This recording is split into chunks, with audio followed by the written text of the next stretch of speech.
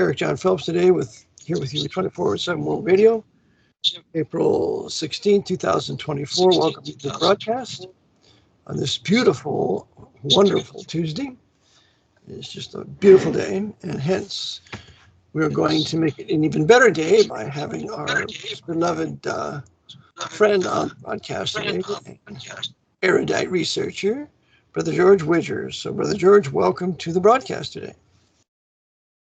Well, thank you, Brother Eric. As always, it's a pleasure to be on with you. And as I said, you keep talking about this erudite George Widger. I definitely like to meet him one of these days. Okay, I'll try to make an arrangement for that.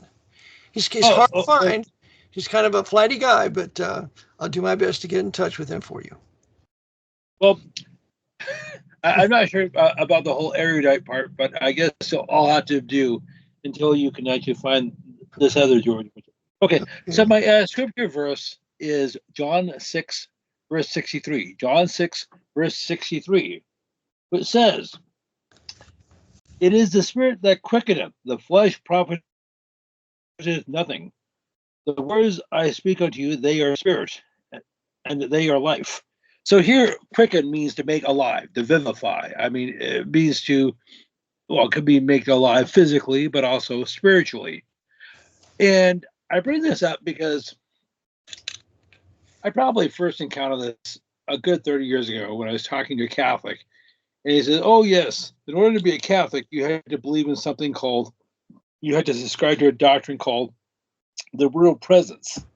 That is to say, when you ingest the wafer and drink the wine, you're actually eating Jesus' body and drinking his blood." Okay, you're actually practicing cannibalism and witchcraft with the doctrine of transubstantiation. But go ahead, Brother George. Well, thank you. You stole my punchline. I'm sorry. So I must seek a dispensation from you, George. Since I don't have anything else to say, we probably should end the broadcast right here. Okay, George. Touche. Okay, so this the Mass is one of 7 sacraments in the Catholic Church and in the so-called Eastern Orthodox Church as well. And I won't get into the other 6 because I'm just talking about the Mass. Now, those of us, let's say, Baptists and Protestants would call it communion or the Lord's Supper.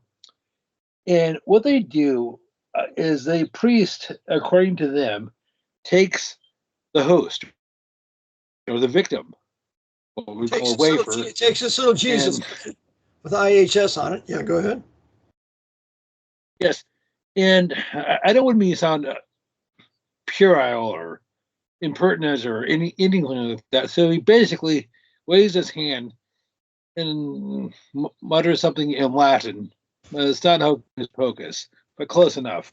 And it magically turns, this little wafer turns into the body of Jesus, and the blood or the wine actually turns into his blood.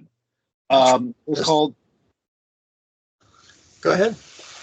As you said, called transubstantiation. And the host actually becomes the transubstantiation. You're kind of cutting out transubstantiation, where the wine is turned into the literal, actual blood of Jesus, and the bread, the little Jesus cookie, the little wafer, is turned into the actual body of Jesus Christ. So yes, for that to actually happen, why then they have to ask us to believe in magic. And then when you eat those 2 things, why that is cannibalism, because the Old Testament is clear that we are not to eat the flesh of other people or drink the blood of other animals whatsoever, as well as people. So they want us to believe something that's utterly condemned in the Old Testament scriptures. Go ahead. No, I just wondered, was Count Dracula a good Catholic? Yeah, I'm sure he was. Okay. So, well, I know that Jeffrey Dahmer, his father, Leonard, got his undergrad degree from Marquette in Milwaukee, Wisconsin. I wasn't prepared to talk about that. George? Tell us what Marquette is. It's a Jesuit school in Milwaukee, Wisconsin. Oh, okay. So the father of Cannibal Dahmer went to school educated by the Jesuits. I wonder if there's any connection to that. Probably that would be a coincidence, George. Go ahead. Well, it just so happens, right after Dahmer's trial, the University of Marquette bought Dahmer's apartment building where he was supposed to commit his crimes, and they decided to subsequently bulldoze it. And then they got the Black Savage in prison to kill him. Yes. Yep. Mm-hmm. Okay, but speaking of trials, and speaking of the 1990s, and speaking of events that took place about the same time, it would be a glaring omission on my part if we did not talk about the death of OJ Simpson. OJ. Well, I want to say a couple things about OJ. First of all, he was probably the greatest running back that we had ever seen in the 70s. I think he got the Heisman Trophy when he was for University of Southern California. And correct. Us guys that were addicted to football in those days just couldn't believe his moves. They were just tremendous. And so we all loved OJ Simpson. We thought he was just the greatest. So here you have a bunch of these white boys, football players, just watching OJ Simpson, watching his moves, and thinking he was the greatest. No racism, prejudice there now, but go ahead, George. Well, okay, so he just died last week on the 10th, April the 10th, which just so happens to be the same date, 54 years earlier, the Beatles officially broke up. Okay, let me just say that. The Vatican decided to pull the plug on their psyop, the Beatles, because they served their purpose. They're basically consigned to the 1960s, but that's another point altogether. So Orthenio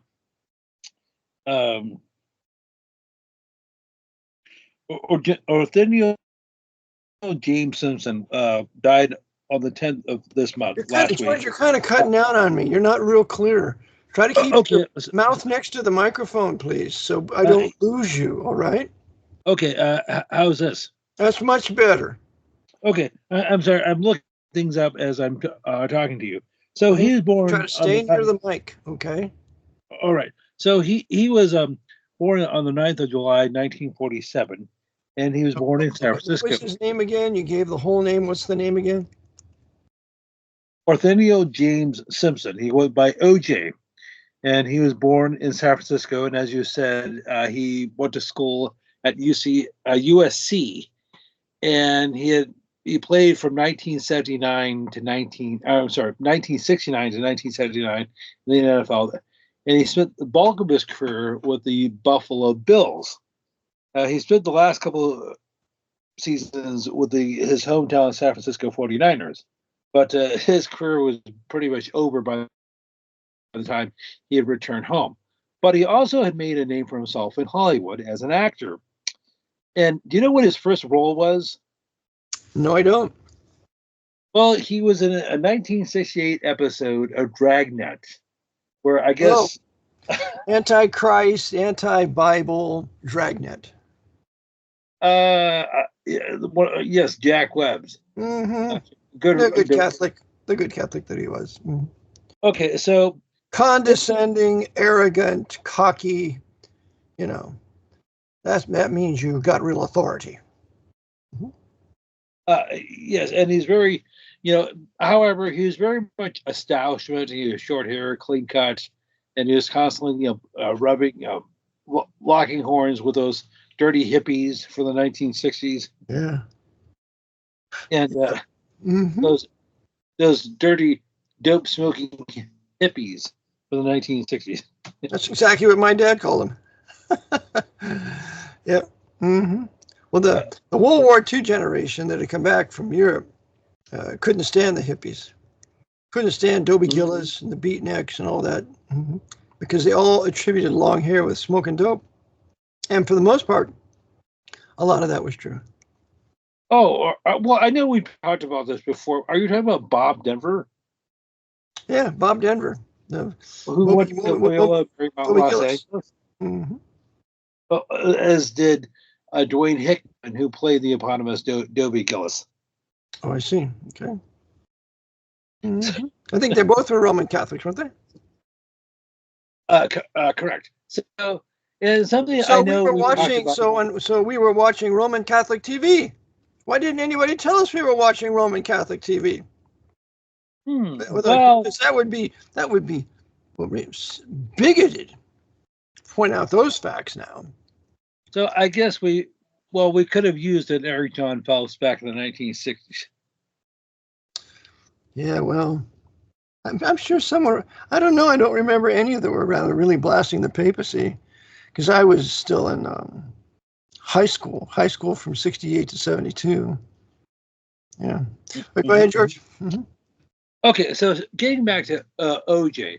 So he back in 1994, he was a black man. In 1985, he married a white girl, Nicole Brown. But his first wife was black. Correct. Mm-hmm. And Nicole was actually born in Germany. So, okay. Was her father in the service or something? Correct. Yes. So, remember, her mom was actually the beginning of forced race mixing started in the military with Dirty Harry Truman, with an executive order forcing the integration of the military, which all the white men didn't want. I had a pastor. His name was John Ludwig. Years ago, he was in the Marine Corps. He was a Guadalcanal, I believe. He said when all the Marines got the news that they were going to be forcefully integrated with the blacks, they all turned their plates upside down with their food on the chow hall and the tables and walked out of the chow hall. None of them wanted forced race mixing, but that was done to us by a 33rd degree Scottish Rite Freemason loyal to the Pope to weaken the American military, which it has done. And so Truman starts the forced race mixing in the military. Then we now have the ultimate result of miscegenation race mixing of black men with white women, which is designed to destroy the white race here in North America. Go ahead. Oh, okay. Yes. So, you're talking about North America, but I'm not sure. I purposefully have not looked into this too deeply, but I understand last Sunday, I guess it would have been the 14th, there was a stabbing at a church, at an Eastern Orthodox church near Sydney, Australia. Now, how did they report that, George? Gentlemen. Man stabs Archbishop in church in Australia. Was that correct? Was that the facts? Was that all the facts? Facts is something that is irrefutable? No, the facts are black man stabs white archbishop in Australia. Those are the facts, but they don't want you to know the facts. They made it illegal to tell the facts in distinguishing between race, the races of the perpetrator and the race of the victim. You can't do that here in socialist communist America or any other socialist communist historic white Protestant nation. That's forbidden reporting. But go ahead, George. Well, yes, I'm sorry. I'm drinking some water at your behalf. Yes, this took place, as I said, a couple of days ago. I need for you to get near the microphone, George. You're getting away from it. Okay, so yes, this took place a couple of days ago near Sydney, Australia. Well, as it turns out, the new Premier of New South Wales, which is where Sydney is, and just for clarification, basically what we call governor in a state in the United States, they call premiers in Australia and New Zealand. So just to make sure there's no confusion. So the new premier in New South Wales is Chris Means, and when I say new, he took that job last month, and he went to Morris Brothers College in New South Wales. Morris Brothers were established about 200 years ago in France. They're a teaching order of the Jesuits. Okay, and that's how do you spell that, George? Oh, excuse me, M-A-R-I-S-T. Marist. So the Marist brothers. Yeah, Marist or Morris. Marist brothers. Okay. And they are a teaching order of the Jesuits. Okay, so you had basically the head of the largest province or the largest state in Australia, which I believe they have about 6 million people there. So Australia has a population of about 25 million people, and about 1/4 or 6 million live in New South Wales. Funny how that works. California is the largest state in the United States, and who's our governor? Don't know. Gavin Newsom, and he got his Roman Catholic. Another Roman Catholic politically placed by the Jesuits to further the governmental power of the Pope over the people by controlling the leaders. That's their game. That's the doctrine of the temporal power of the Pope. Okay, so forgive me for saying the obvious. So the people, for probably a good 25, almost 30 years, the Australians have been virtually disarmed because you had this little episode took place in Tasmania. Was it 96? April? It was about 28 years ago. It was in Tasmania. And so basically overnight, Australia gun laws, which have been fairly lax, not quite as lax as those say here in the U.S., for overnight, Australia got rid of almost all of its firearms. So we're going to take one incident. We're going to take one incident and justify taking the firearms from the people. Is that what I heard? Correct. Okay. This is typical Jesuitism, where they're going to take an incident and blow it up and justify perpetrating a crime like firearms confiscation on the average people. At which time, the Australian people should have said, you come to get our guns, and we're going to kill you. We're going to shoot you right between the eyes. There's going to be a civil war, and we're going to kill all you government agents that want to come and take our guns. That's what the Puritans would have done under Cromwell. That's what American Puritans would have done. That's why Paul Revere said, the British are coming to take our guns, not just the British are coming. So it shows the destruction of historic white Protestant American manhood, where they've degenerated into gutless, principleless white men and are being destroyed for it. And the Jesuits are the ones doing it, but nobody wants to talk about it. That's controversial. Why, that's bigoted. But go ahead, George. Okay, so, interesting, funny you should say that. Oh, okay. Well, getting back to OJ, sorry about that. So he allegedly murdered his ex-wife, Nicole Simpson, back, I guess this would have been June of 1994. Whether he did it, I don't know. No, he murdered her. He murdered her. I just saw a special on it. They had these savage black jurors. This one savage black female feminist said that the 90% of the jurors, even though they knew he was guilty, voted innocent because we're getting back at the whites. We're getting even. And that is in a special on Octopus. It's called Octopus. It's a four-part review, and it talked about that. And yes, this black woman said, we're just getting even. That's right. So they knew he was guilty, but acquitted him. They're black, and Nicole Simpson was just another white whore, and so she deserved what she got, and we're finding him not guilty. And that's what was going on there. It has nothing to do with justice. Okay. Well, regardless of what happened or didn't happen or why, that's almost immaterial, because it was the whole trial, which took place in 1995, was pure Jesuitical theater, because Simpson hired what was called the Dream Team. He had 3 lawyers on his side: Johnny Cochran, Robert Shapiro, and Robert Kardashian. Both Cochran and Shapiro got their law degrees from Loyola Marymount, Los Angeles, which is Jesuit. Kardashian got his law degree from University of San Diego in California, which is Catholic. So all 3 of his lawyers were Catholic educated, and 2 of them were specifically trained by the Jesuits. Mm-hmm. So they got their Jesuit dream team in there to do their best to get him acquitted. Mm-hmm. Yes. So how about Christopher Darden? What about him? And what about that woman that was there? That's the prosecutor. Well, the Marcy Clark. Marcia Clark. Well, both Christopher Darden, who's black, both he and Johnny Cochran were members of the same black fraternity, Kappa Alpha Psi, which is Prince Hall Freemason. So, Darden was Prince Hall Right Freemason, and who was the other black Freemason? Johnny Cochran. Johnny Cochran. So Johnny Cochran is defending OJ, and Christopher Darden is prosecuting him, and yet they're both members of the same black Masonic order. Are you telling that to me, George?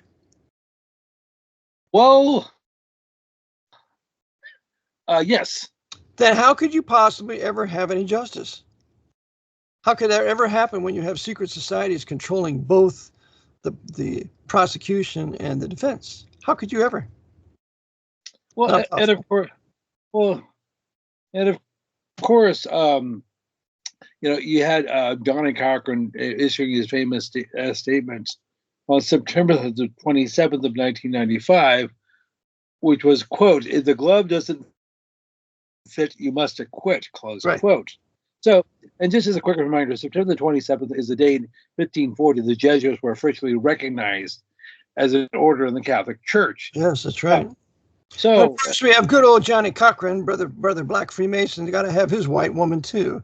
So he's got his white wife. He's got his trophy white wife. OJ had his trophy white wife. They all got to have their trophy white wives to promote the race mixing, miscegenation of the destruction of the white race, which is Masonic, with the black and white squares and of course, on the floor. Mm-hmm. And of course, as I said, Robert Kardashian, as in the Kardashian family, he was one of the attorneys, and probably, pure speculation on my part, but it's probably Robert Shapiro, who's actually doing all the dirty work. And he's the brains.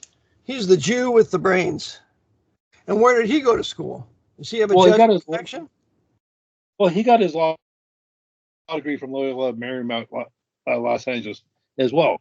So we have this brilliant Jew, Robert Shapiro, also trained by Jesuits and probably tutored by him during the trial.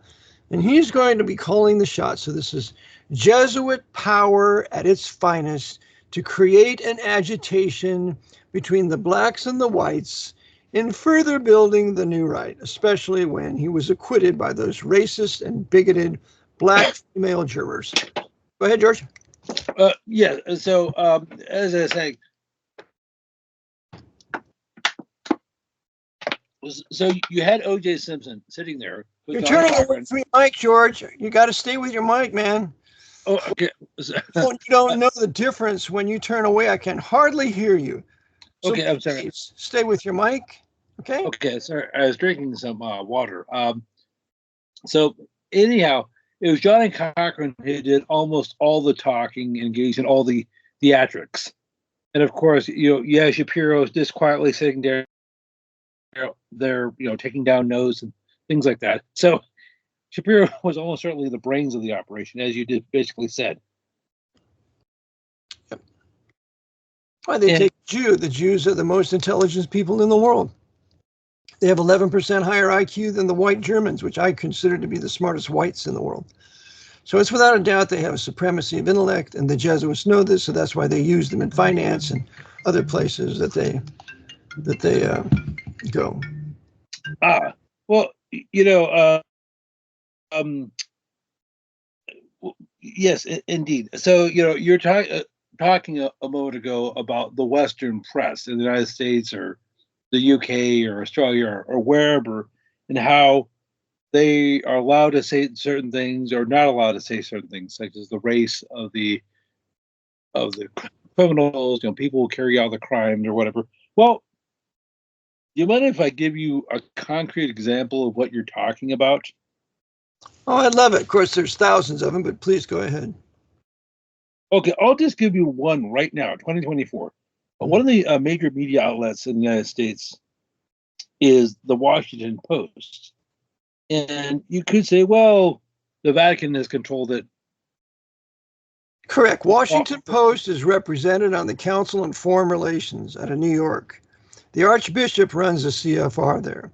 So it's absolutely a mouthpiece for the archbishops here and, of course, the Jesuits that run the press here. Go ahead. Okay, so even if you didn't know about the CFR, the Council of Foreign Relations, or Operation Mockingbird, or anything like that, the executive editor for the Washington Post right now is Sally Busby, and she got her master's from Georgetown University. Oh, goody. So the Jesuits educated Sally, and now they put her in their press empire to report how they want little Sally to run the narration. Yeah. Mm-hmm. Great. Okay. And these people actually subscribe to the Washington Post. Go ahead. I'm sorry, who does? People in the country actually subscribe to Washington Post. They actually read that thinking they're going to get the truth. Awful. Also, another member of the board of directors for the Washington Washington Post is Kathy Baird. She got her undergrad degree from Georgetown University, and she's the chief communication officer. So she's responsible for press releases. Yep. So another Jesuit hand in the control of the Washington Post. So why would we ever believe a word of it? And why would we ever give them a penny? Ever? Why would anybody do it? Unless they like their Jesuitisms and brainwash that they get every day.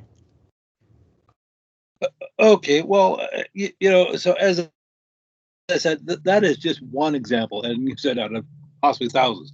So if you didn't know about, the CFR or Operation Mockingbird, and I know we've talked about that before, but shall I just quickly address that? Whatever you want to do, George. This is your broadcast. Just please stay. Okay, so just for clarification. Okay, this was a program the CIA initiated in the 1950s to basically infiltrate the news media, television, radio, print, newspapers, magazines, and they basically either hired reporters and journalists, or people who were already established. They basically either blackmail them or bribe them, or a combination thereof, to do their bidding. They said, "You will plant this story.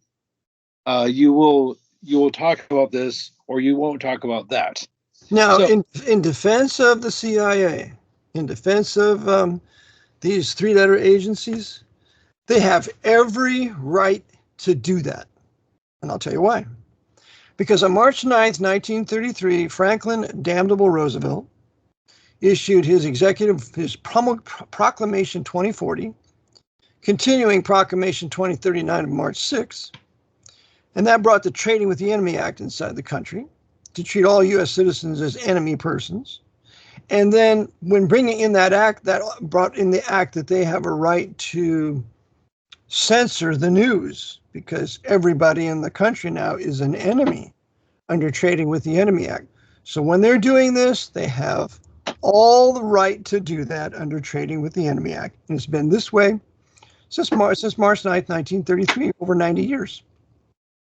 It's wrong, it's evil, but they have every right to do it. They do not owe us the truth. This is war. The American people are being warred upon by the military government established on March 9th, 1933, and they don't owe us the truth. They don't have to tell us the truth. What's pitiful is that the American people, for the most part, particularly white people, have degenerated into these people that just accept everything that's being told to them and don't do anything or spend any money to resist it. Go ahead, George. Okay, well, yes.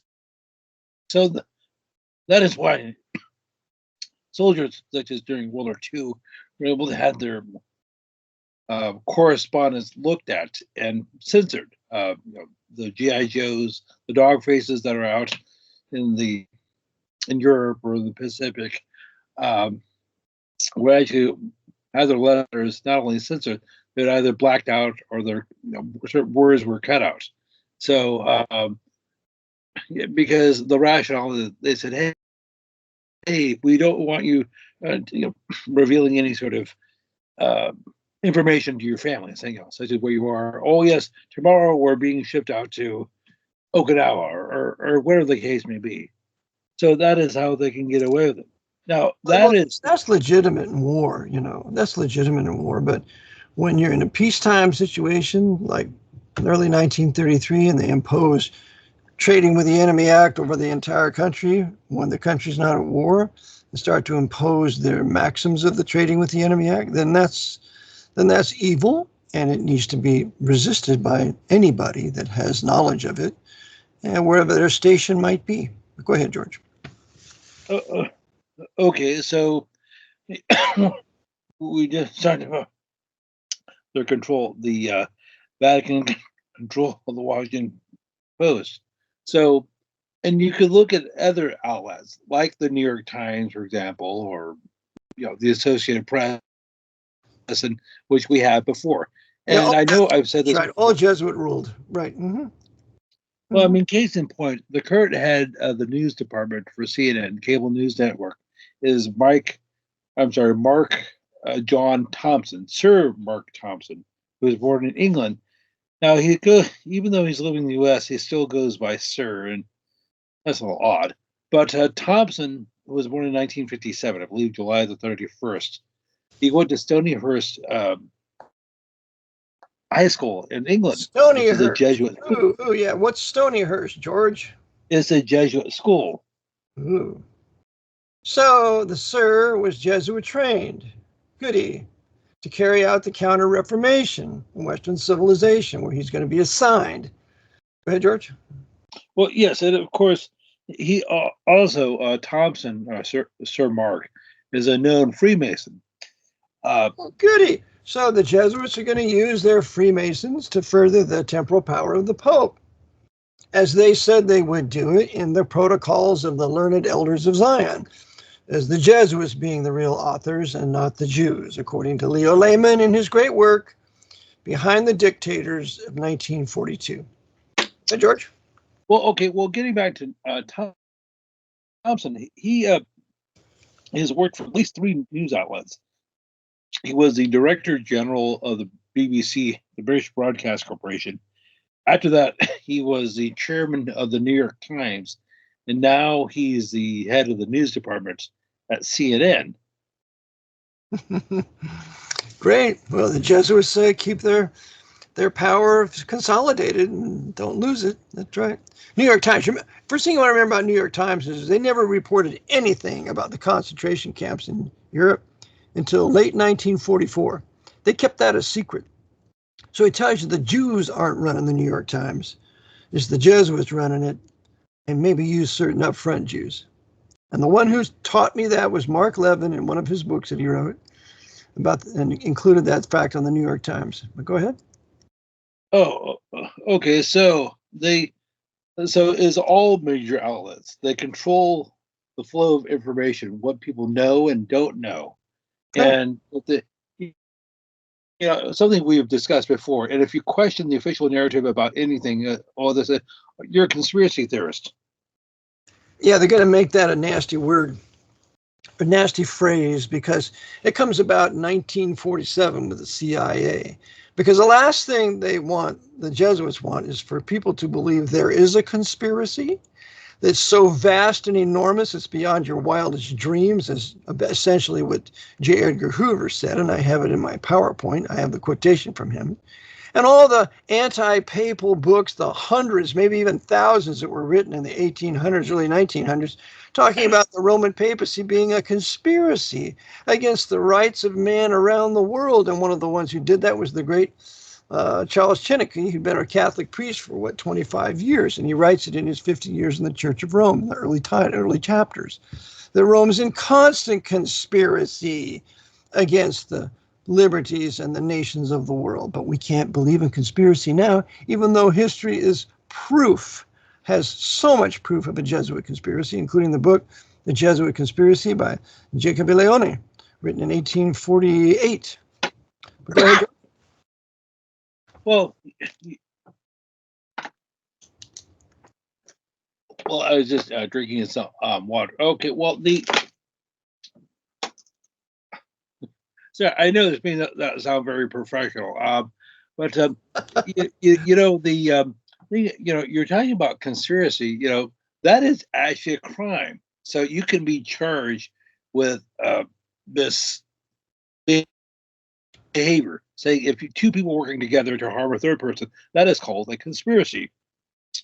And such as you can commit a conspiracy to commit murder or to rob a bank or what, or defraud your employer, or whatever. So so I don't understand why people have a hard time accepting it in the mainstream now. Because the press has brainwashed them, continued hammered in their heads. Anybody who talks about a conspiracy is a kook. Maybe he's even dangerous to the culture. And so these people believe the press. I mean, why wouldn't they believe the press? Didn't they tell us the truth with the Kennedy assassination and Pearl Harbor and the moon landing? Didn't they tell us the truth on all those things? The press wouldn't lie to us. So the average American individual, particularly the whites, because I'm after the whites. The reason why this country's gone to hell in a handbasket is because of white people, particularly white Bible believers that have apostatized. So they just want to believe anything the press tells them. And then they'll be safe. They'll be safe. Like that's what women want. They want to be safe. They don't want to be told. They don't want you to tell the truth, even if it might kill you. But go ahead, George. Well, it's funny. I know I just want to bring up OJ again. As I said, he made a name for himself as an actor. He was in several films, one of which was the 1978 Capricorn one, which we talked about before. And just as a quick reminder for those who have not seen it, in addition to starring OJ Simpson, you had Sam Waterston, James Brolin, Hal Lindsey, Elliot Gould, Telly Savalas. So basically, not quite an all-star cast, but some fairly prominent people. And is basically... You got some prominent Catholics there, yeah. Go ahead, George. And some Jews. And some Jews. Yeah, just like the Ku Klux Klan used to warn about. It's the blacks, the Catholics, and the Jews. And that's what Hollywood is, for the most part, except some apostate Protestant Freemasons, but go ahead. Oh, okay. So for the quick reminder, it's supposed to take place, it's supposed to be about a fictitious mission to Mars. And three of the characters are played by Brolin, Simpson, and Waterston. They're supposed to be these astronauts who are supposed to be flying to Mars. But literally the last minute before the rocket takes off, they're removed from their capsule. And they meet their boss, played by Hal Holbrook. They said, "I'm sorry, fellows, we can't do it because there are some defects in the rocket, and you'd die in a matter of days. So we don't want to." Holbrook was another Roman Catholic. He was in Dirty Harry, and he was in Jaws. Yeah. Go ahead. Okay, so they said, so since we don't want our project to be scrapped, we're just simply going to fake a landing on Mars. So what we need you to do is on the moon. On the moon, not Mars. Well, actually, it's not the moon; it's Mars. Oh, really? Okay.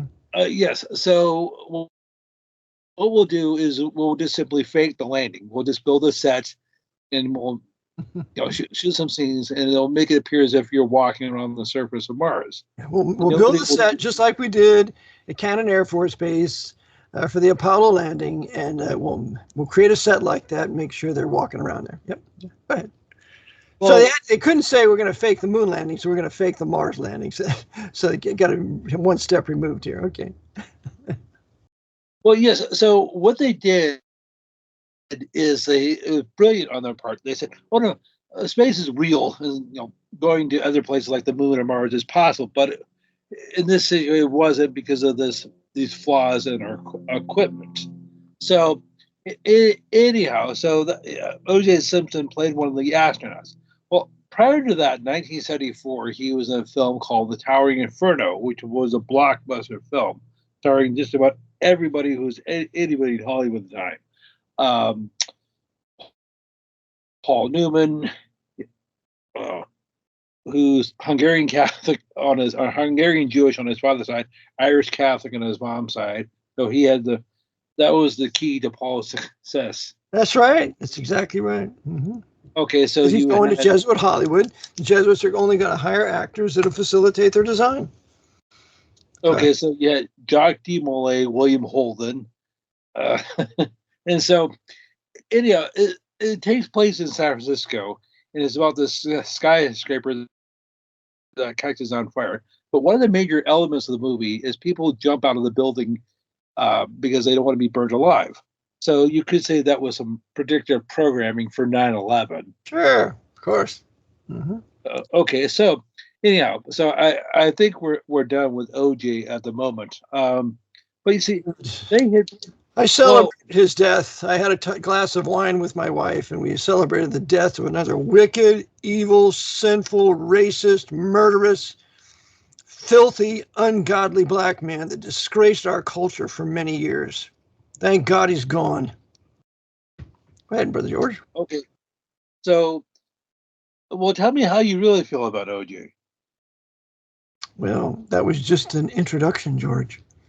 He betrayed us. He was such a great football player. He was a decent guy. He spoke well, and he turned into this monster because that's what he wanted to be. Go ahead. Well, you know, speaking of that era, I just saw this morning that Ken Holtzman died. You know who he was? No. Okay, he was a pitcher. His cause law was he pitched for the Oakland A's back in the 1970s, 73, 74, and they won the World Series. Mm-hmm. And he is okay. I'm not sure if he was Benai Barif, but his claim Holtzman was the winningest Jewish pitcher of all time, and he had his greatest success with Oakland back in the 1970s. And as I said, he just died today. Remember, the other great Jewish pitcher was Sandy Koufax of the Dodgers. Yeah, yes, we loved Sandy Koufax. Yeah, and well, liked him better than Don Drysdale. Yeah, but go ahead. Okay, well, Koufax was the inaugural member of the Benai Barif Hall of Fame. Mm-hmm. Yep. And that was his gateway to having all the opportunities that he had. Yeah. Go ahead, George. Didn't mean to get you off. I don't Sandy Koufax. Well, I don't know if Holtzman was Benai Barif, but I'm not exactly sure. But anyhow, so I generally speaking try to provide receipts when I make a statement, mm-hmm. And sometimes I'm just going, I'm just speculating. Mm-hmm. But something I've mentioned before, and I just like to encourage your audience, is they can readily find out these things just simply by looking them up online. I realize people are busy, but if they just have a few minutes, they can do the same thing I do. Such as you could look up the board of directors for outfits like the Washington Post or the New York Times or the Chicago Tribune, or fill in the blank. Yep. Mm-hmm. And when I'm online, I occasionally will get pop-up ads for this or for that. Try this product or whatever. But something I started getting ads for is something called Sandy Hook Promise, and is from various members who are on the board of directors. And it said, "Oh, I'm so and on December the 14th, 2012, I lost my beautiful son. He was murdered by a gunman who was able to fire all these rounds, like 150 some odd rounds in 4 minutes.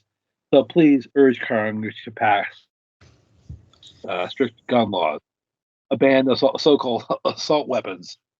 When we already have 20,000 of them, 20,000 gun laws. How many more you need? Huh? Now, that was a black op. I won't deny that somebody was killed, but it was an entire black op run by the CIA and the NSA and those black op boys working for the papacy for one purpose: to finally disarm the stupid, dumbed down American white people that have no idea where this is coming from. And one day, I believe they're going to succeed.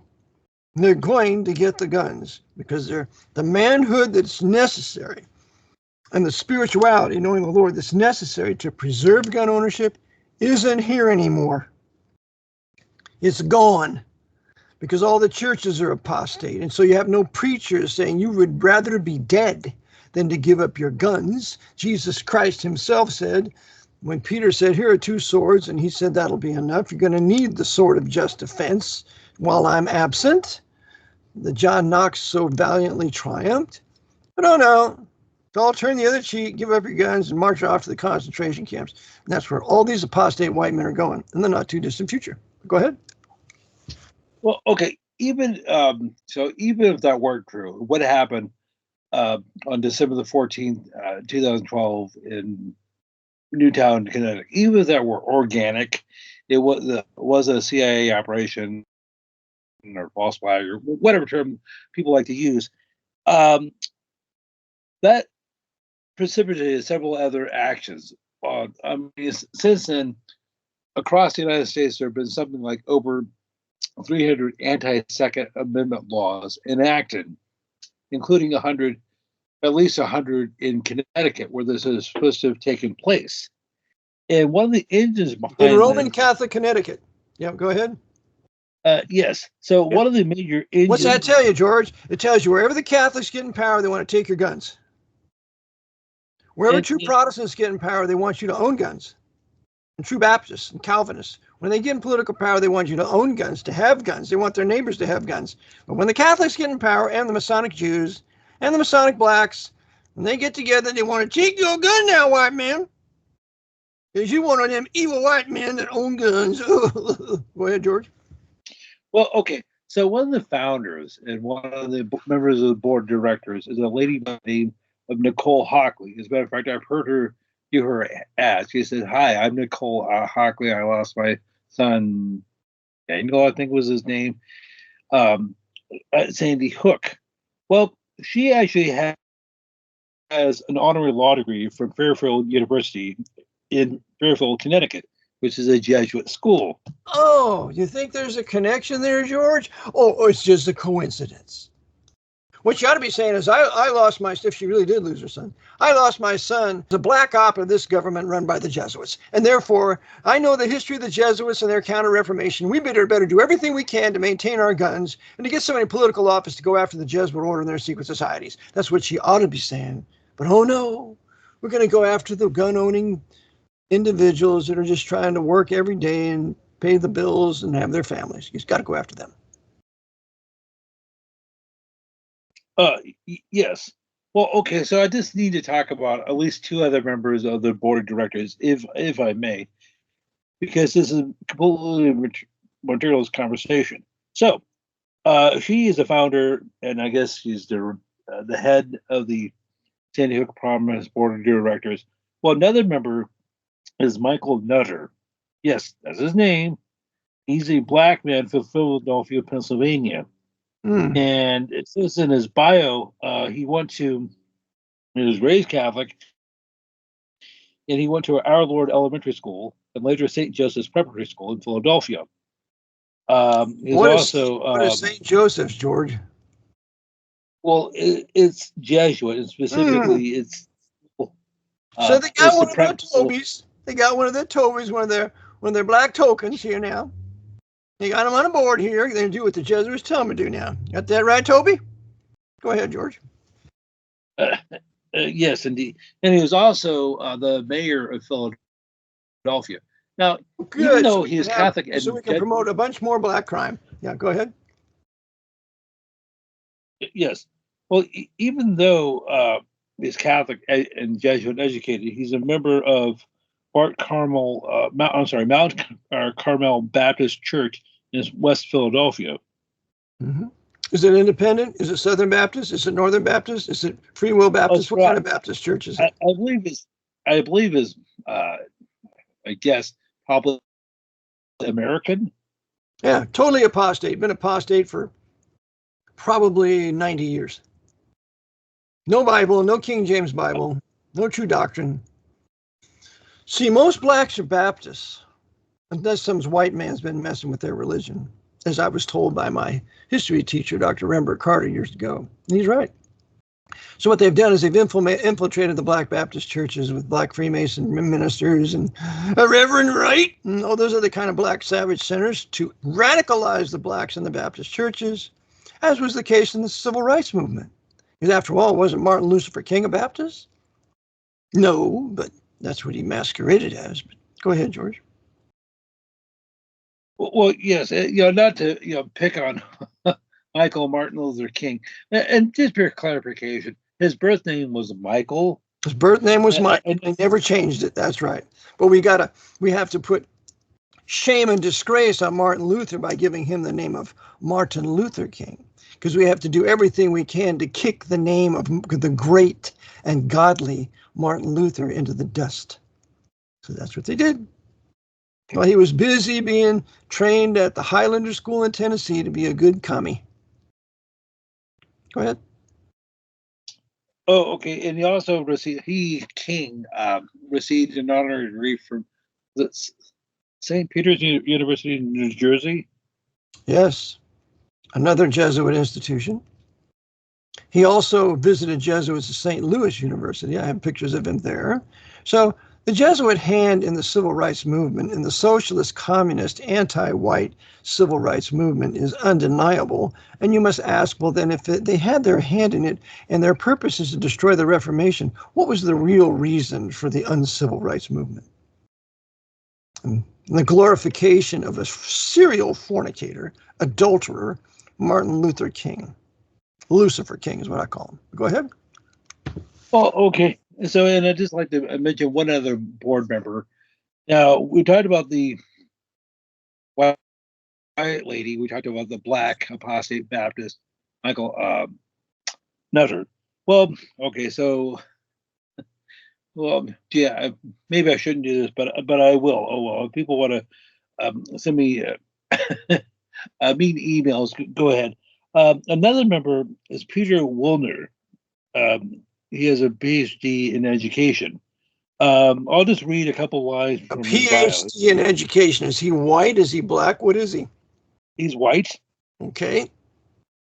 Makes it even worse. He's also, in a sense, okay, so he's devoted to, quote, giving back, close quote, to local philanthropic causes, whatever that means. Say that again. Now, you slurred your speech, George. Just kind of slow down. Okay. Talk clearer, okay? Okay. He is, quote, devoted to, quote, giving back, close quote, to local philanthropic causes. Oh, philanthropic causes, okay. Okay, Peter serves on the board of directors of Sandy Hook Promise Foundation, the Bennett Center for Judaic Studies at Fairfield University, and Congregation Bethel. He is a trustee of Fairfield Public Library and a member of the National Executive Service Corps Advisory Board. So is he a Jew? Correct. So he's a Jew, and he's trained by Jesuits of Fairfield, and he's agitating the anti-gun agitation. Good. So when the new right comes to power, and they're going to bring out all these Jews and say, this Jew is advocating the destruction of our gun rights, they're going to round them all up and send them to the camps. So these are traitor Jews. These are Jews that are betraying their own people into the rage and the wrath of the building new right, composed of angry white men of every sect, Catholics, Protestants, Baptists, and whatever, not knowing that they're the tools of the Jesuit order. Mm-hmm. Okay, so if I can just park on that for a second. He says he believes in giving back to philanthropic causes. One of the many vehicles that the Jesuits have used for centuries is charity, using benevolent organizations. And what are those organizations giving to? What are they financing? Who are they ministering to? That's the big question. Go ahead. Well, they may do some limited temporal good, like feeding the homeless and running soup kitchens and things like that. But maybe the low level people who are either working there or volunteering there may not know that. But of course I'm sorry? Of course they don't know that. Well, go ahead. Okay, but say, hey, I'm working for the Salvation Army, for example, or I'm volunteering for the Salvation Army, which is ostensibly Protestant. But William Booth was a high-level Freemason.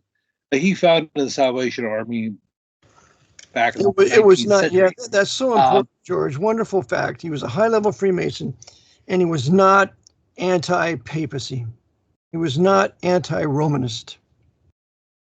Well, he was, he may, they started back in London back in 1865 or thereabouts. So you're talking almost 160 years ago, and it was basically to help the downtrodden, the down on people, drunkards and people are living in the streets. And who were they? As I said, And who were they, George? The vast majority of them were Roman Catholic people brought over here by the Jesuits to Catholicize the major cities.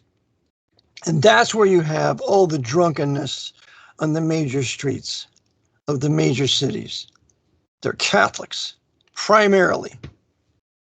Anybody can get the book, Crime and Immorality in the Catholic Church by Emma McLaughlin. Go ahead. Okay, well, the Salvation Army was actually started out in England. Later, it moved to other countries like the United States and Canada and so forth. But they were, yes, but when they came here to America, they set up camp in New York and Chicago and your major urban centers. And the people whom they ministered to were, for the most part, Catholic, recent Catholic immigrants. And my whole purpose for bringing this up is, yes, they may do some limited temporal good, such as feeding people and providing them a place to stay, but it does so at a cost. And as I said before, one of the outlets they've used, the Catholic Church has used, specifically in the United States, is Catholic charities. So Catholic charities for Roman Catholics. Mm-hmm. Yes. Now they say that the Catholic mass of people here to then take over all the major cities and the arts and the sciences and leave the Protestants in the dust and persecute them as they're doing more so now. And the Baptists, of course. Mm-hmm. Mm-hmm. God deliver us from Catholic charities. But go ahead. Well, or specifically Jesuit social services, which is new. They go back to about 1980 or so. Now, as I've said before, Jesuit social services, they deal primarily with bringing in people from other countries in the United States. So they're basically... Yeah, bringing all the Hispanics in here, social services. Bring them in here so they can Catholicize and Spanishize the whole culture. And do you want to speak English or do you want to speak Spanish? Every time you call something out, you need to choose. I don't want to choose anything. I speak English. This is an English-speaking country. If you don't like it, leave. That's our national language. But the big corporation, the Jesuits, are shoving this Spanish down our throat, which is a Catholic language, part of the Catholicization of the country. Well, yes, indeed. And I know I've talked about this before, about how you've said this before. If you try to get a hold of a business or a governmental agency, whether it's your county or city, they say, for English, press 1, Espanol, numero dos. And that, this is something that's been going on for a long time. Long time, maybe 40 years, 50 years, yeah. This younger generation knows nothing of a white culture that spoke English. They don't know anything of it. And anybody that advocates it's got to be an evil person like me. Yeah, racist, sexist, bigot. And all I want is just a nation where we can be identified by our race, language, and culture and our history, the wonderful things that we've accomplished in the last 500 years. I don't want to see it disappear. I think we have a right to its preservation. But oh no, just keep shoving it down our throats and nobody doing anything about it so we can have all these aggravated white men going into the new right. And that will be the final solution to the Protestant question in America. Yep. Go ahead, George. Well, I made reference to England and William Booth, the fact that he was a high-level Freemason, and how it was basically a social service agency. It was like it was a non-governmental, an NGO, non-governmental organization. And however, I'm not sure when they changed, but the Salvation Army is a quasi-governmental entity, because at least here in the United States, they take governmental funding, whether it's from the state, such as the state of California or the state of New York, or the local government, because they get these grants to run their shops, their homeless shelters, places like that. So they're in full collusion with the government. Yep. Yep. And with the emergency, so when we say government, George, we need to start using the proper term. It's the emergency war powers military government of the United States having ousted the civilian government of the United States on March 9th, 1933. That's the government that's doing this, run by the Pope through his commander-in-chief in District of Catholics, District of Columbia, Rome and the Potomac. That's the way it really is. And they will not subsidize anything that advocates a Reformation Bible or Reformation doctrine or the continuing of the Reformation. They will not subsidize any of that, which they shouldn't, of course, but they want nothing to do with those, subsidize everything but. Well, I was talking about England, but something I just want to talk about regarding Britain is I just came across this the other day. There is a place called the London Jesuit Center. Center is spelled CENTRE. That's how they spell center, how we used to spell it. But that's besides the point. Okay, so can I just read you what this says on their website? Of course. The London. Okay. All right. So you have a barf bucket available. A what? Something you can throw up in. A barf bucket. I thought you used a profane word there, George. So barf bucket, okay. Well, I might as well say something profane because this is profane. Okay. A barf bucket. Okay. So our mission, this is in London, England. The mission of the London Jesuit Center is to accompany people on the path of spiritual maturity. We do this by running events, courses, and retreats, particularly on the three themes of social and environmental justice, spirituality, and theology. We want to be a place of belonging, creative collaboration, and growth, especially for young adults.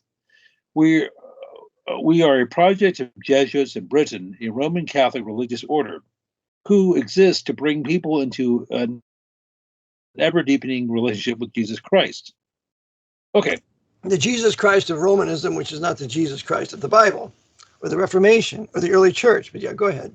Mm-hmm. Okay, so I'm just wondering, yeah, I know you've talked about Taparelli before, but what is environmental justice? Yeah, what is it? Let's just go there. Well, the environment's polluted, right? Well, what we're going to do is we're going to punish the people for that environmental pollution when it's the Jesuit-run great big corporations that have polluted it. So we're going to punish the people for what we have done. We're going to beat down the people in our counter-Reformation quest for the things that we, the Jesuits and our Masonic corporate masters of the corporations have done. That's what they're doing. Yeah. Black is white and white is black.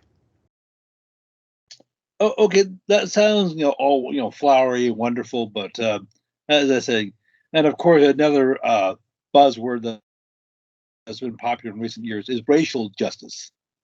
We talked. I love that one. That means you beat the white man into the ground and you make a god out of the black man. That's what it's called black supremacy. And that's exactly, by the way, what Dabney spoke of in the closing pages of his defense of Virginia in the South that he wrote in 1867. Yep. Giving Negro superiority, Negro supremacy. Oh, okay. So I mentioned, and of course, I keep throwing these out. You can have justice for almost everything. You have racial justice, environmental justice, social justice, and of course, you have economic justice.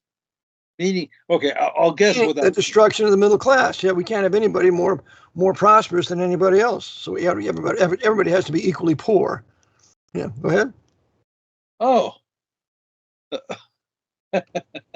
Okay, well, speaking of being equally poor, I'm sorry,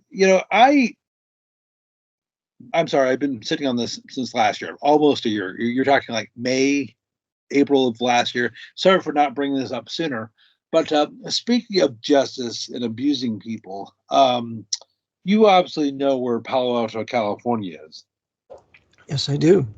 That's the home of Stanford University. Now, Palo Alto has a population of maybe 70,000 people, if that. So it's well under 100,000. It would not even be considered, it might be a large town, but it's definitely not considered a city. And it's However, there's a story that came out. historically an upper-class white town. That's what it is. Mm-hmm. Yes. What it was. Oh, okay. Well, the story came out last year. I believe it was SF Gate, if I'm not mistaken, about how much bureaucrats are making in the San Francisco Bay Area, about how much police chiefs are making and fire chiefs and so forth. However, on the top of the list was the city manager of Palo Alto, Ed Shidaka, Chidaka. And back in 2021, 3 years ago, he was making $573,000, almost $600,000 a year, 3 years ago. As the city mayor? The city manager. City manager making $600,000 a year? Wow. Yes. He must be doing some very important things there. Go ahead, George. Or at least he should be, because after all, so I did some digging on him. Well, I mean, he has to make that much. After all, he's sending his son Matt to Gonzaga University. Take your time. You're going too fast, George. Then you're fading out. You're going away from the microphone. Take your time. Stay near the microphone. Speak clearly so we can hear it and don't have to ask you again. Okay, please? All right. So Ed Sadaka has a son named Matthew, who's an adult. And Matt is going to Spokane University, which is a Jesuit school in Washington State. Really? Spokane University?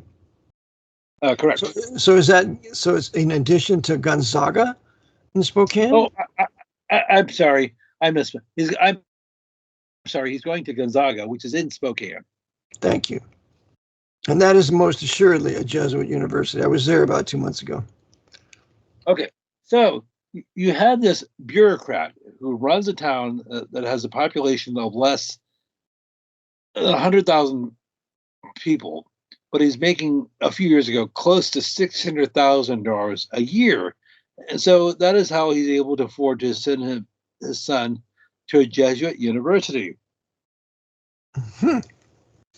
Well, if your children are going to be anything, they got to get to the feet of the sons of Loyola, so they can imbibe them and brainwash them with all their socialist communism and hatred for the Bible and hatred for white Protestants and Baptists and Calvinists and hatred for Western civilization, and make them good little internationalists, yeah, so we can all live together under the Pope, universal poverty and tyranny. But go ahead, George.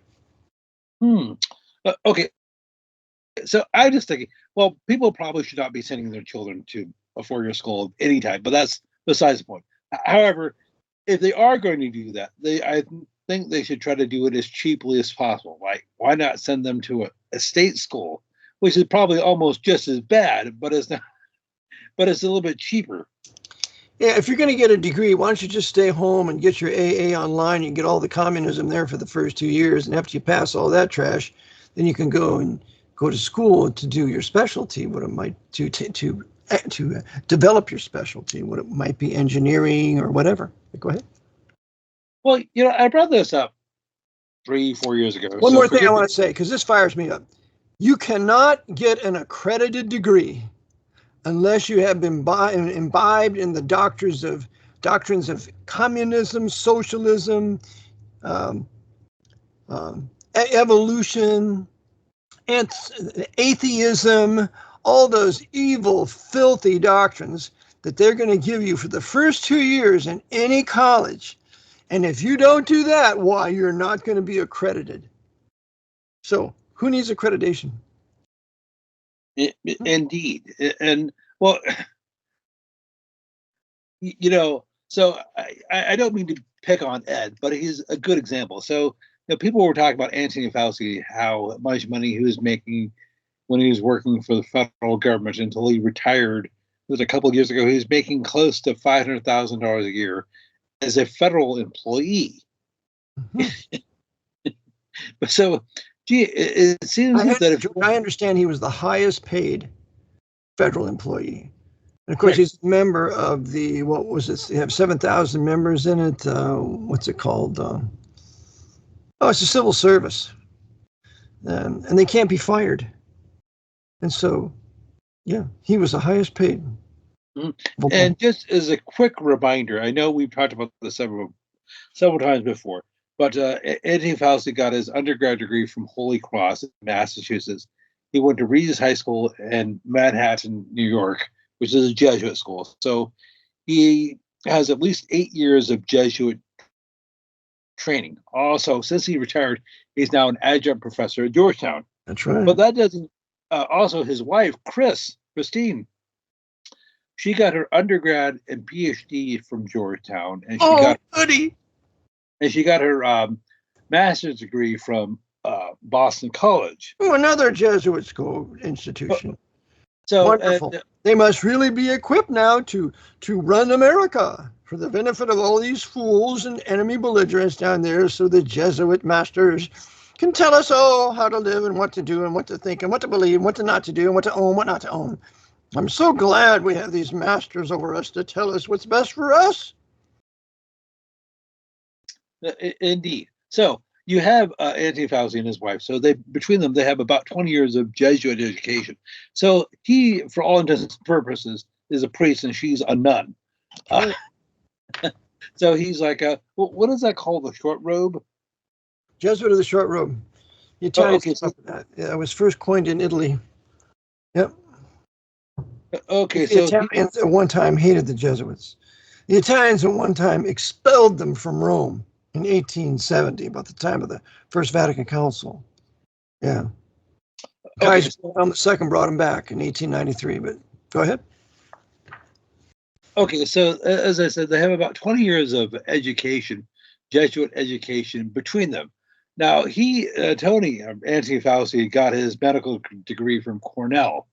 So you have to assume that they run that as well. They sure do. Remember I told you about my dear friend, Brother Ed, who knows a Jesuit, 81, 82, 83 years of age, and the Jesuit told him, we run all the universities in this country, not just the Jesuit universities. I asked him to come on my program, but he didn't want to do it, but go ahead. Okay, well, so anyhow, so what had Anthony Fauci been doing for well over half a century? He was, so I know we've talked about him before, but just as a quick reminder, or for those who may not have heard, yeah, he was born December 24th, 1940. He, as I said, he got his undergrad degree from Holy Cross, and he got his medical degree from Cornell. He was hired in 1968 at the National Institutes of Health. And in 1984, he became the director of the Institute of Infectious Diseases. And he held that position until his retirement back in 2022. So he was at the NHS for well over half a century, 54 years, something like that. Mm-hmm. And he first cut his teeth in the early 1970s with cancer. He was a protege of Robert Gallo, the Knight of Malta, the Jesuit. Very good. He was in on the AIDS pandemic. Well, actually, I said cancer. AIDS didn't come about until later on. So there's a drug they're prescribing for cancer, 50 years ago. It's called, or as we say in America, AZT, or others AZT. But too many people were dying from it. So they said, we'll put this back on the shelf. Then during the 1980s, they decided to bring it out, AZT, for AIDS. So they first used it for cancer. I did not know that, George. Go ahead. Yes. So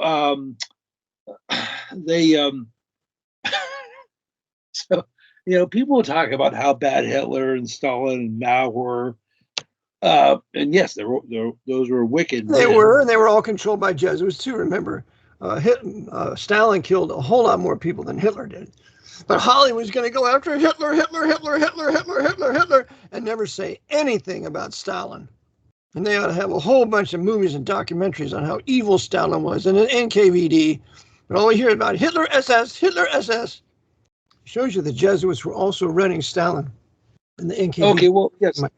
Well, actually, that was my point. But how many deaths had Anthony Fauci and Robert Gallo been responsible for? At least, if not tens of millions. Yep. And they're So, both faithful Catholics, good Catholics, trained by Jesuits. Robert Gallo, an Italian Catholic, and Anthony Bauchi, another Italian Catholic, and they were busy serving the Pope at Rome, another Italian operation there in the Vatican City, because we want to have the Roman Empire ruling everything through Rome on the river there in Rome. What is it? What's that river? the Tiber? Tiber, thank you. You have Rome and the Tiber, and you have So, Columbia and the Potomac. Yep. well, it was I know we've been going on for about an hour and 15. So do you want to do this like hour and a half or so? Well, whatever we need to cover your information, George. Okay, so today, or at least here in North America, it's still April 16th. But there's a couple of things I'd just like to mention. Yesterday was obviously the 15th.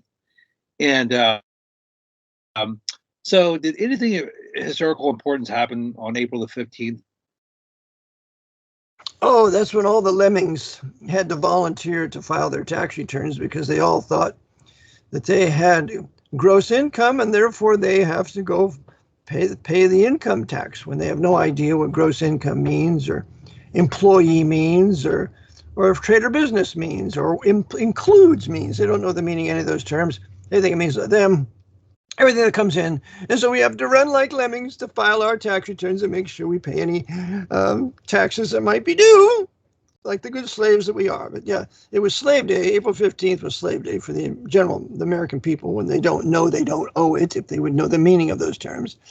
So it was Slave Day. But go ahead, George, what else? Well, I mean, several things. Abraham Lincoln died in 1865, having been shot the day before. Now, was it really Booth who actually shot him? John Wilkes Booth? Oh, sure. He was the one that shot him. But John Surratt oversaw it. John Surratt was the one who called time outside of Ford's Theater. John Surratt was the mastermind, as he was overseen and directed by Bernardine F. Wiggett, the Jesuit out of Georgetown that oversaw what was going on in Surratt House. Yeah, Booth did it. He joined the Catholic Church 3 weeks before he shot him. All this is covered in Burke McCarty's great work, The Suppressed Truth About the Assassination of Abraham Lincoln in 1924. So, yeah, that would have been about, almost 6 years later? Yep. And there were books prior to that, like Chinneky's 50 Years in the Church of Rome, like Sherwin's book, The Engineer Corps of Hell, that was written in the 80s, thereabouts. And you got the great work written by that Baptist who was on the military tribunal, Thomas Harris. So all of those come out, those three major works come out before Burke McCarty's work came out in 1924. So there was plenty of evidence around that the Jesuits had killed Lincoln, and yet nobody has the guts enough to do anything about it. Well, you could say, and well, this predates him, but I'm sure that reminds me of the famous quote by Lincoln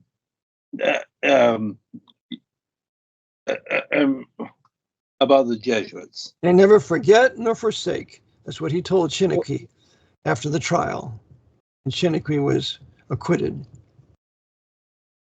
Okay, well, that also reminds me, I'm sure, the other famous quote by Lincoln regarding the Jesuits. I'm not sure. Well, I mean, okay, quote, this war, the American Civil War, would never have been possible had it not been for the sinister influence of the Jesuits. That's yes, right. There are legitimate differences north and south, especially over the question of slavery. That's right. You got However, Jeff Davis would never have been so brazen. Excuse me, go ahead. Jeff Davis would never have been so brazen as to order the attack on Fort Sumter had he not been promised backing by Pius the Ninth. I want to say it was. Yeah, Pius the Ninth. Now, thanks to Popery, our blood is drenched with our country is drenched with the blood of our noblest sons. Close quote. I mean, there are other things he said. And that's from Chinneky's work, 50 Years in the Church of Rome. And he talks about the Jesuits having caused it. Well, I find it a coincidence, George, for all of our coincidence theorists out there. It's a coincidence that Bernardine F. Wiggett was the leading Jesuit priest in the North at the time from Georgetown. And the leading Southern Jesuit his name was Darius Huber. Darius Huber was the foremost chaplain of the Southern Confederacy, and he too was a Jesuit. So you got the Jesuits on both sides, making sure they're going to orchestrate the outcomes of certain critical battles so that the South loses. But we're going to kill 700,000 men or so in the process. Well, at least 700,000. At least, yeah. I mean, the number could have been more like 1 million, but it's just like probably. And that's not including those who are maimed, disfigured, weren't able to work, who are just were paralyzed or crippled. Yeah, I bring out that number because 720,000 are claimed to have died, as on record with the Harrisburg Civil War Museum. So if you ever get the opportunity to take a tour of that, you must. It's very, very good. Okay, so yes, I'll definitely have to put that on my to-do list. Now, as I was saying earlier, both John and Cochrane and Christopher Darden were part of the same fraternity. Both are principal Freemasons. They controlled both sides. This is something the Jesuits have been doing for centuries. That's right. They have their black Freemasons on the side of the Nation of Islam, and they got their black Freemasons on the side of the NAACP and the Civil Rights Movement. All the factions. Well, if I could just mention something local, that our longtime chief public defender was a lady by the name of Kathleen Posey. She just retired about a year or so, maybe like 2 years ago. She got her undergrad degree from University of San Francisco. And what's that, Jordan? Jesuits. Thank you. And as I said before, our current public defender is a lady by the name of Carla Rodriguez. She got her undergrad from St. Mary's College in La Moraga, which is Catholic, and she got her law degree from University of San Francisco. So the good old Jesuits are training them both. Yes, and of course they've been doing this. By the way, being prosecutors, they are proceeding according to the course of American Admiralty jurisprudence within a jurisdiction that is emergency war powers military jurisdiction. That's how they all function. None of them are functioning in civilian due process on a state level or a federal level. That is a huge secret of the legal profession, and they don't want you to know that. Well, you're talking about distraction and agitation. There's a movie that's supposed to be coming out this month called Civil War. I would definitely like to catch it, but they're talking about set in America in the not too distant future where the country falls apart into regions. Gee, you don't think the Jesuits are telling us something here? I said that 20 years ago, but now they're coming out with a movie on it. Yep. Well, we probably should be wrapping this up, but I'd just like to mention one other point. Well, have you covered? Make sure you cover all your topics, George, because I don't want you to tell me that I don't let you finish. So please, George, cover your topics. Okay. Well, the current district attorney for New York City is Letitia James, and she's been involved in a number of lawsuits against Donald Trump and his businesses. She's been saying that he has too much money or he doesn't have enough money. They keep changing the story every so often. And since at least 2016, there's always been some sort of distraction or agitation regarding Donald Trump. First is Russian collusion. They said that Vladimir Putin fixed the election for him in 2016 so that it could beat Hillary. Then for about 3 years, they had permutations of that. They had the Mueller investigation, the Mueller report, the Mueller testimony. Continual harassment of Trump to make a martyr out of him, to unite all the white people behind him when he comes back on his white horse. That's the only reason why. Because they see they work together. Remember I told you before that Donald Trump says, Senator Schumer likes me. They're buddies. Chucky Schumer. That savage murderer that was involved in the murder of all those Branch Davidians, covering that up. That sodomite lesbian Janet Rito. Well, go ahead. Well, you're being too charitable towards Janet. We're assuming she's a woman, but anyhow, so then it's been a constant, agitation, a constant distraction. They'll make up something. They said, Donald Trump took papers from the White House after he left office, and that's what Clinton did. Couldn't do that. That's what Clinton did when he left office. That's a fact, but we'll blame Trump for that. Go ahead. Oh, okay. And I'm not trying to, be an apologist for Donald Trump, but they was back in 2018 when they're going through the Kavanaugh hearings. Brett Kavanaugh, Donald Trump nominated Brett Kavanaugh on the Supreme Court, and he devout Irish Roman Catholic, Freemason, Georgetown prep, but they're dragging out something he was supposed to have done something like over 35 years earlier. He allegedly assaulted a girl when he was 16, 17 years old, and maybe he did, maybe he didn't, I don't know, but he was a minor at the time. And so what that did is that it raised a whole bunch of people who are probably either neutral or could care less. They said, wait a second. Why is this feminazi going after him decades later?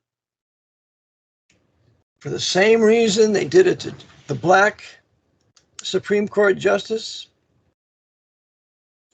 who... Clarence Thomas? Clarence Thomas, who allegedly did sexual things before he became Supreme Court justice, because Clarence Thomas is generally a conservative and a Catholic, because he's a Roman Catholic. Who is Brett Kavanaugh? A Roman Catholic. Okay, so they're creating sympathy for their Roman Catholic Supreme Court justices so that people will side by them and want to unite with them and continue to build the Roman Catholic new right for the Pope. And which would include apostate neo-evangelicals. Of course the neo-evangelicals are apostate. What Bible they're using?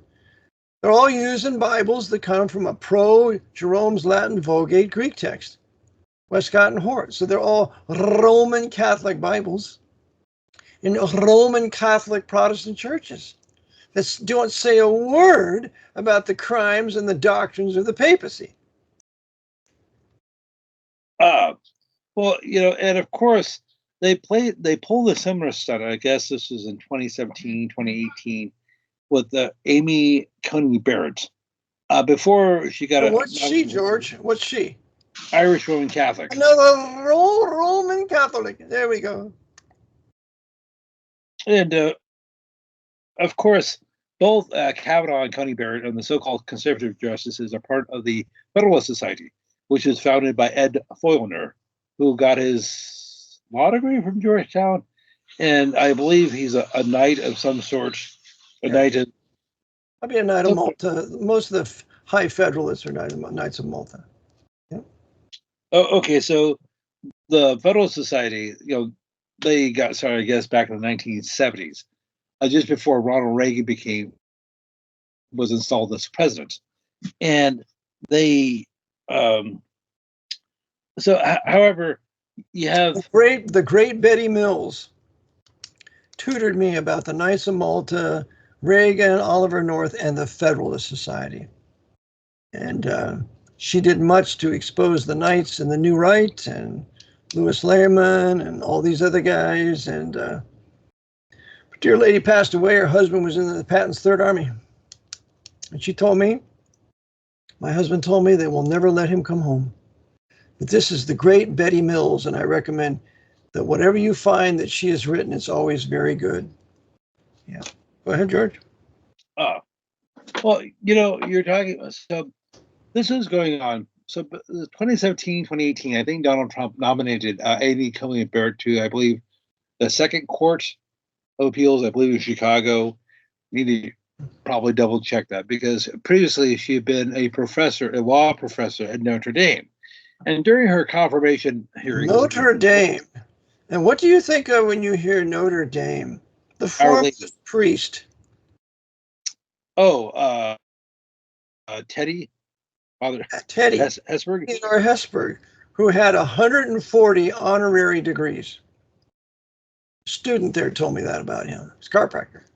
So Theodore Hesburgh helped to write the Civil Rights Act of 1964. Theodore Hesburgh was an absolute traitor.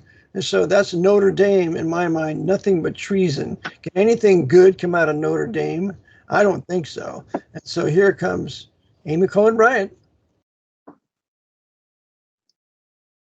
Well, anyhow, during her confirmation hearing, 2017, the late Dianne Feinstein was grilling her and about her beliefs on issues like abortion and so forth.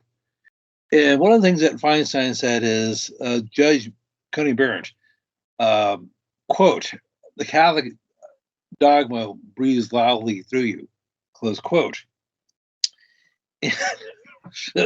So right-wing media took great umbrage to this, even non-Catholics. They said, well, how dare Dianne do that to Amy? Well, she was being mean to her.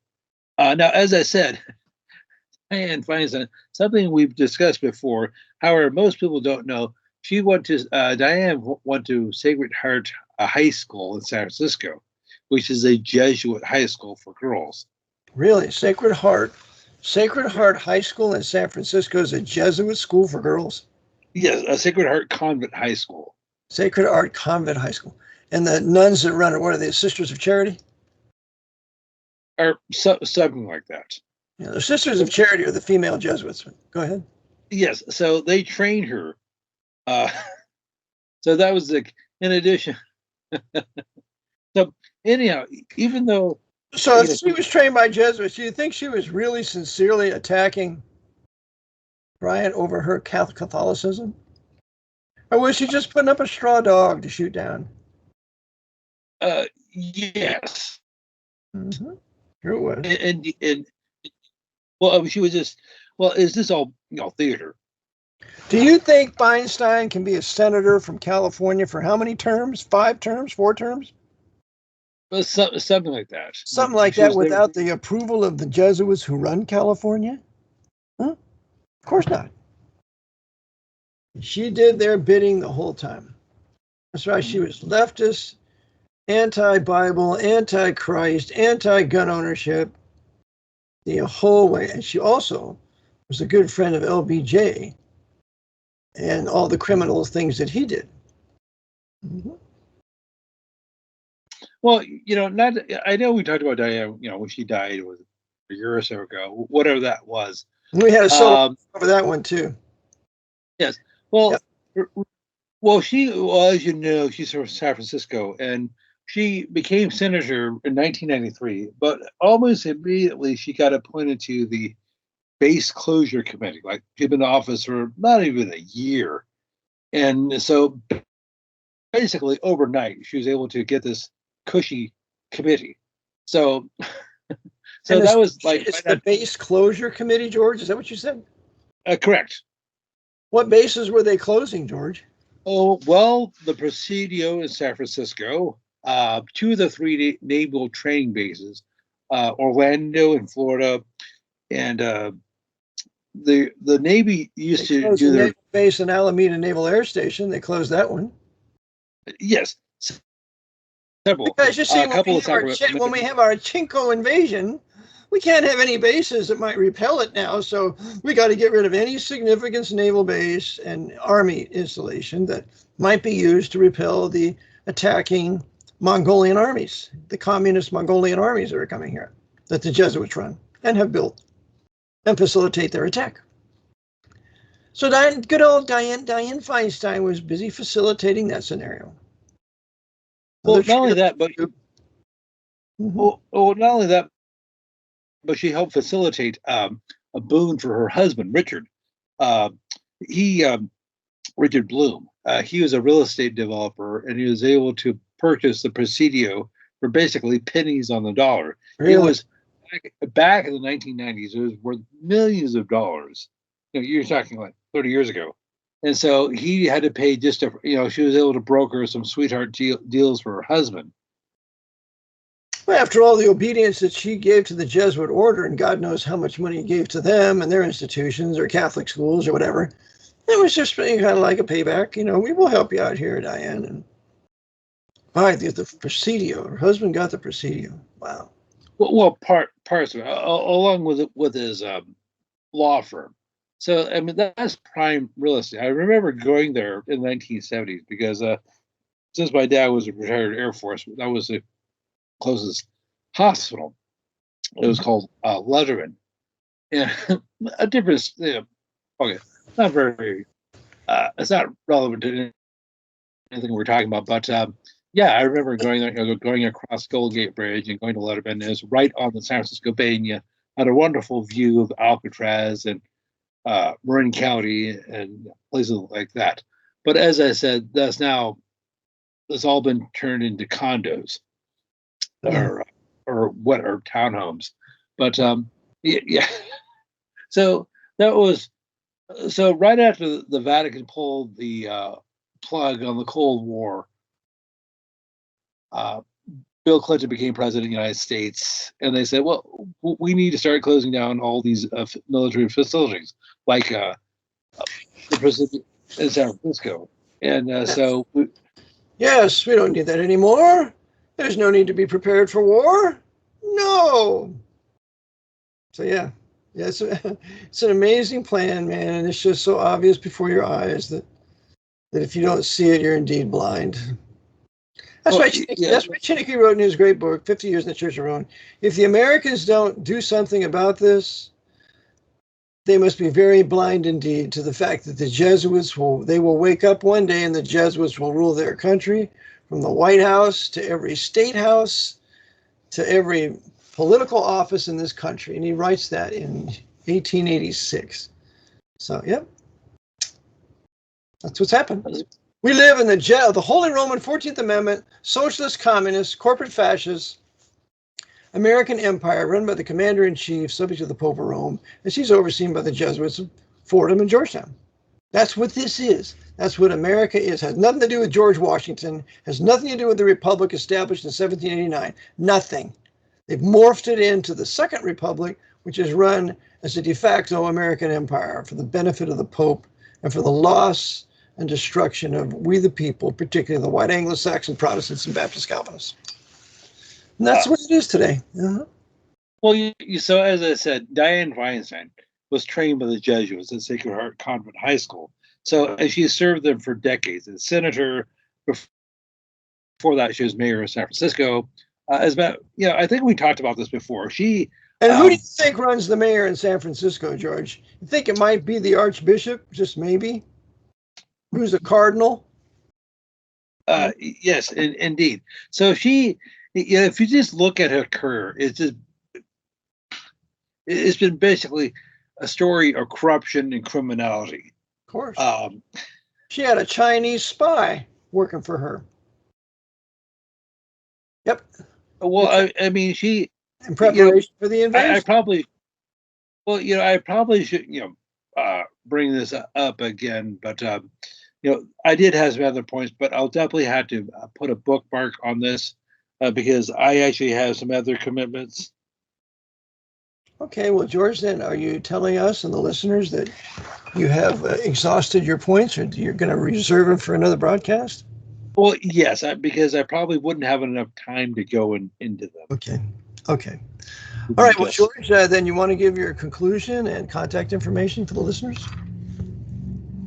Okay, yes. So I just like to make a general comment is, you had to be your own researcher. You had to be your own journalist. And, I realize, people are busy for the most part, unless you're retired. But, people can find out these things themselves. They could look at who are on the board of trustees for the schools or who are on the board of directors for these corporations, or who's running your town, or whatever jurisdiction you happen to be living in.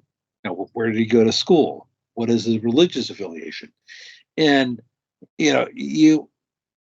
so, and if you come across something I haven't myself, or please send it to me, because I only have one pair of eyes and one pair of ears, and I can only do so much at once. So if you like me to send me something, please do so.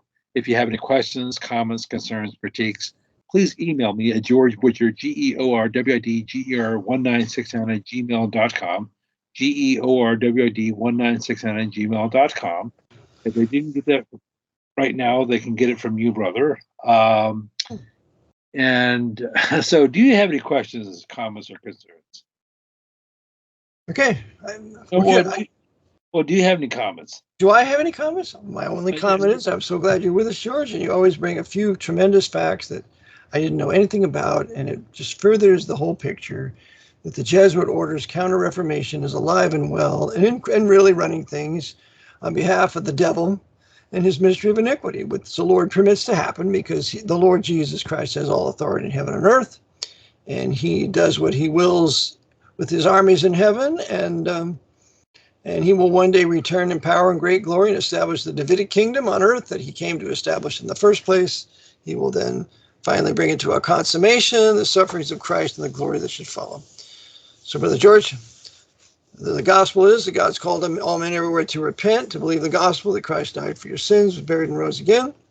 Upon believing that gospel, he will save you. As many as who received him, to them gave you power to become the sons of God, even to them that believe on his name. And upon believing the gospel, you are sealed by the Holy Spirit till the day of redemption, Ephesians 4:30, and you are now saved. And that's my desire for everybody listening to this broadcast. So in conclusion, thank you for tuning in. Brother Eric John Phelps, 24/7 World Radio will be posted here at my website, 24/7 World Radio, under EJP Hour 1. And if you would like to give a gift, please send your gift to rbpbdonate@comcast.net, which is PayPal, rbpbdonate@comcast.net. Or you can use Cash App with Eric John Phelps, EricJohnPhelps. You can send something there. Or you can just send a check and in the mail, which is kind of my old way that I do things, and that's send it to RBT, P.O. Box 306, Newmanstown, Pennsylvania, 17073. So until the next time we meet, may the Lord bless you. Please pray for George and myself, and for at least 2 minutes a day, lifting up holy hands without wrath and doubting. The Lord will keep us out of sin, and we'll stay on track and stay in the midst of his will, and be used to bring about his counsel, which is our desire. We have a good day at the judgment seat of Christ. So, Brother George, thanks for being with us. Lord bless those of you that are listening, and we'll be back the next time the Lord leads for George and I to be together. So until then, Maranatha.